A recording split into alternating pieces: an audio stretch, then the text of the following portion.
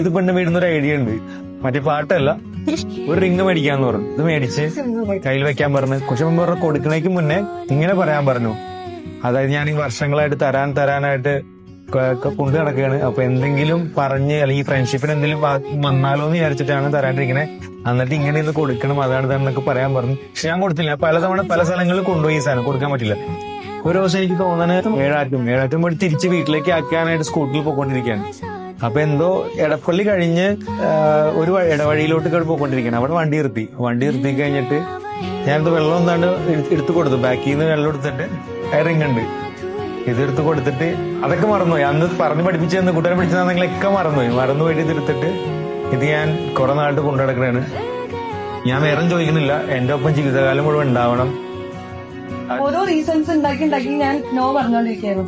ചേട്ടൻ പറഞ്ഞു നമ്മള് രണ്ടുപേരും ഒറ്റ മക്കളാണ്, അപ്പൊ നമുക്ക് എന്തായാലും വീട്ടുകാരുടെ അടുത്ത് അവതരിപ്പിച്ച രണ്ടുപേരുടെയും ഒറ്റ മക്കളായതുകൊണ്ട് നമ്മുടെ ഒരു ഇഷ്ടം ഒരു നടത്തി തരും എന്നുള്ളൊരു സാധനം തോന്നിയായിരുന്നു. പക്ഷേ 1 അല്ല 2 അല്ല 3 അല്ല 4 അല്ല 5 വർഷങ്ങൾക്ക് ശേഷം 2025 നമ്മളത് റെസ്പെക്ട് ചെയ്യുന്നു. അപ്പൊ ഞങ്ങൾ വിചാരിച്ചു ഓക്കെ നമ്മളൊന്ന് സെറ്റിലായി ഒന്ന് 2 കാലിലൊക്കെ നിന്ന് നമുക്കൊന്നും കൂടി പ്രഷറൈസ് ചെയ്ത് പറയാം. നമുക്ക് ഇഷ്ടം തുറന്നു പറഞ്ഞു.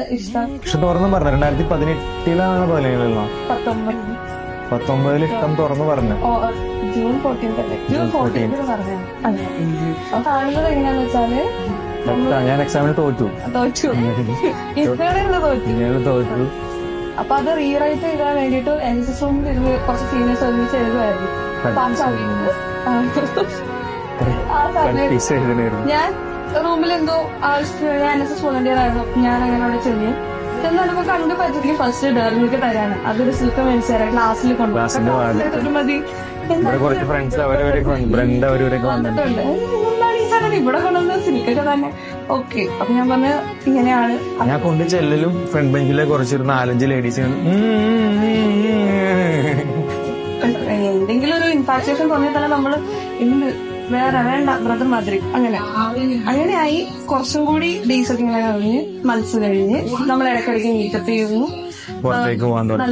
നല്ല സപ്പോർട്ട്. ഞങ്ങൾ ഫസ്റ്റ് ഒരു ചർച്ചില് പോന്നു. അങ്ങനെ ബ്രദർ തന്നെ അങ്ങനെ പോകുന്നു അല്ലേ. എന്തോ ഒരു കയറി ഉള്ളിൽ എന്തോ ഉണ്ട് രണ്ടുപേരും അതെ അതെ അങ്ങനെ ഒരു സംഭവമായിരുന്നു. നമ്മള് ആഗ്രഹിച്ചിട്ടുണ്ട് ഭയങ്കരമായിട്ട് ഇങ്ങനെ കാര്യങ്ങള്. പക്ഷെ സന്തോഷം ഒരുപാട്.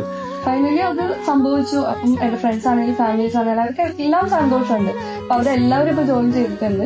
ചേട്ടന്റെ അതുപോലെ തന്നെ ഫാമിലി ഫ്രണ്ട്സ് എല്ലാവരും വളരെ സപ്പോർട്ട് ചെയ്തു. പ്ലസ് അല്ലെ അങ്ങോട്ടും ഇങ്ങോട്ടുള്ള റെസ്പെക്ട് എല്ലാം ഫസ്റ്റ് ആണ് മെയിൻ.